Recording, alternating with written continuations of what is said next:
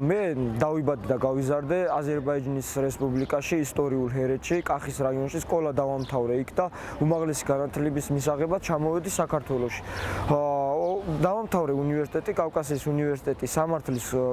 უნივერსიტეტის სამართლის სკოლა და უკვე ვიწყებდი ჩემი პროფესიით მუშაობას. ამ დროს 2012 წელს მეგობრის რჩევით მივიღე მონაწილეობა განათლებისა და მეცნიერების სამინისტროს მიერ გამოცხადებულ კონკურსში ქართული ენა მომავალი წარმატებისათვის.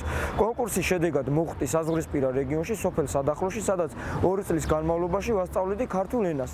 თავიდან არ მქონდა გადაწყვეტილი ის, რომ დავრჩებოდი აქ მაგისტრატურის დაფინანსების კუთხით წამოვედი ამ პროექტში და იმ პერიოდიდან როგორც კი აღმოჩნდი საკლასო ოთახში, მოსწავლეების პირისპირ გადავწყვიტე, რომ ყარა დაფუძნებულიყავი ამ პროფესიაში და ყოფილიყავი მასწავლებელი.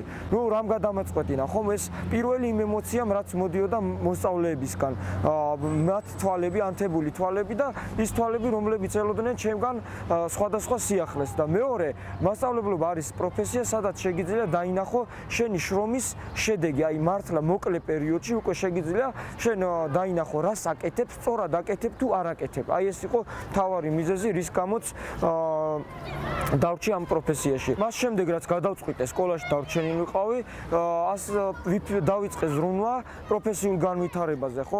არ შეიძლება მასწავლებელი გაჩერდე ერთ ადგილას და მასწავლებლობა არ არის მარტო საკლასო ოთახში შესვლა, იმ შენი 20 საათის ჩატარება და გასვლა. მასწავლებლობა არის პროფესია, სადაც შენ უნდა განვითარდე და მოსწავლეებმაც უნდა დაინახონ, რომ შენ ხარ განვითარებული პიროვნება და იგრძნონ ეს ყველაფერი. ამჟამად ვარ უფროსი მასწავლებელი და ჩემ უახლოეს მიზანს წარმოადგენს, რაც შეიძლება მოკლე პერიოდში გავხდე წამყვანი მასწავლებელი, დავაგროვო კრედიტ ფულები და ავიმაღლო, ასე ვთქვათ, სტატუსი.